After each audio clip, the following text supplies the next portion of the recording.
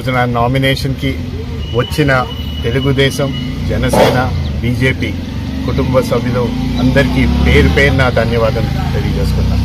ఎందుకంటే ఈరోజు నా నామినేషన్ ఫైలింగ్ మీరందరూ ఒక పండగల నన్ను వెంకన్నబాబు గుడి దగ్గర నుంచి కలెక్టర్ ఆఫీస్ వరకు నాకు ఒక పండగల నన్ను ఒక ర్యాలీలో తీసుకెళ్ళడానికి కృషి చేసిన ప్రతి ఒక్కరికి పేరు పేరున ధన్యవాదాలు తెలుపుకున్నాను.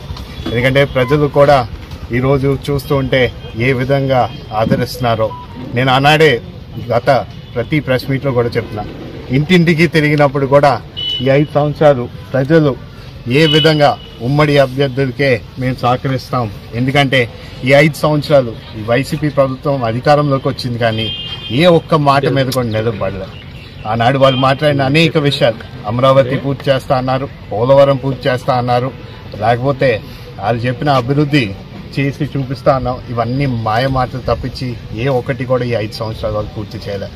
వాళ్ళు ఈ రోజు వరకు కూడా ఏ గ్రామంలోకి వెళ్ళినా సరే, ఏ వీధిలోకి వెళ్ళినా సరే గత తెలుగుదేశం ప్రభుత్వం హయాంలోనే జరిగిన అభివృద్ధి ప్రజలు చూపిస్తున్నారు. కానీ ఈ 5 సంవత్సరాలు వైసీపీ ప్రభుత్వం ఎక్కడ అభివృద్ధి చేసిందో కూడా ఎక్కడ కూడా చూపించలేని పరిస్థితి.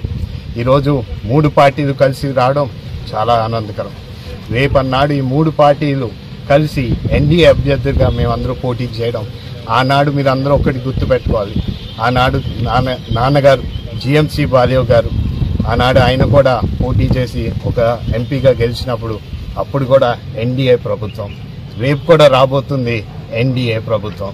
నేను పోటీ చేస్తుంది కూడా ఒక ఎన్డీఏ అభ్యర్థిగా. రేపన్నాడు ఆనాడు జరిగిన అభివృద్ధి మళ్ళీ ఈసారి రేపు 24లో గెలిచిన తర్వాత మళ్ళీ కోనసీమకి మళ్ళీ ఆ అభివృద్ధి తీసుకొస్తామని కూడా ప్రతి ఒక్కరికి తెలియజేసుకుంటూ సెలవు తీసుకుంటాం.